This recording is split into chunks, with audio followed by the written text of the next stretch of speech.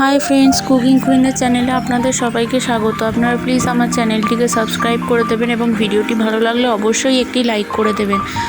আজকে আমরা সম্পূর্ণ আলাদা পদ্ধতিতে ইলিশ মাছের রেসিপি দেখাতে চলেছি, সম্পূর্ণ আলাদা পদ্ধতিতে। চলুন শুরু করা যাক।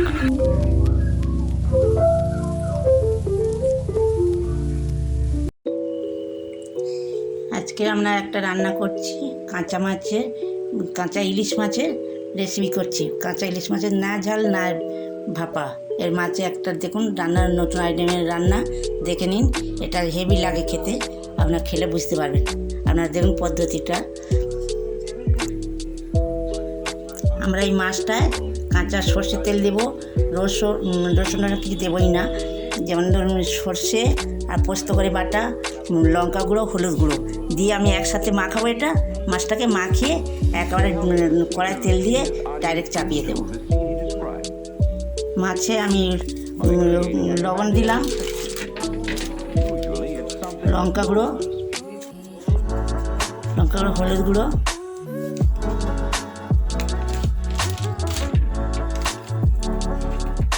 কাঁচা সর্ষের তেল,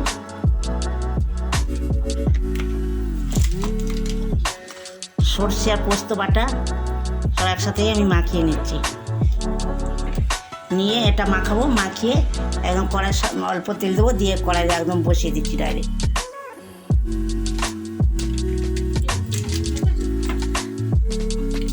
মাছটাকে আমি মাখাচ্ছি সব রকম মশলা দিয়ে, আর দেখতে পাচ্ছেন সব মশলা দিয়ে মাখাচ্ছি। আমার সব মাছ মাখানো হয়ে গেছে, আমি এবার ডাইরেক্ট কড়াইয়ে দিয়ে দিচ্ছি।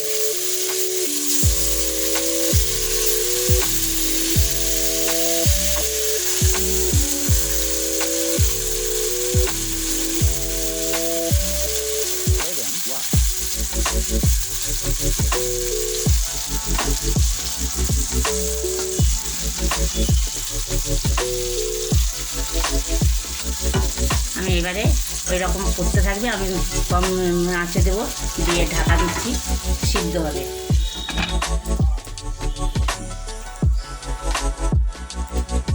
বন্ধুরা, আমি এবারে ঢাকনাটা খুলে দেখব তরকারিটা কীরকম হয়েছে। আমি জাস্ট বসিয়ে দিয়েছি, তো এতে কোনো কিছু দেওয়া নেই, কোনো কিছু করা হয়নি। তরকারি আমার হয়ে গেছে, দেখুন আপনারা কি সুন্দর দেখতে লাগছে, গন্ধ খুব সুন্দর আসছে। দেখুন বন্ধুরা, দেখতে কত সুন্দর লাগছে, যেমন দেখতেও লাগছে তো তেমন স্মেল আসছে, হেবি সুন্দর স্মেল আসছে।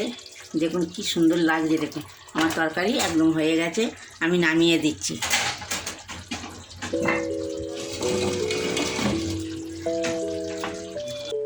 সবাই আমাকে সাপোর্ট করবেন, ভিডিওটা ভালো লাগলে লাইক করবেন। নমস্কার, ধন্যবাদ, থ্যাংক ইউ।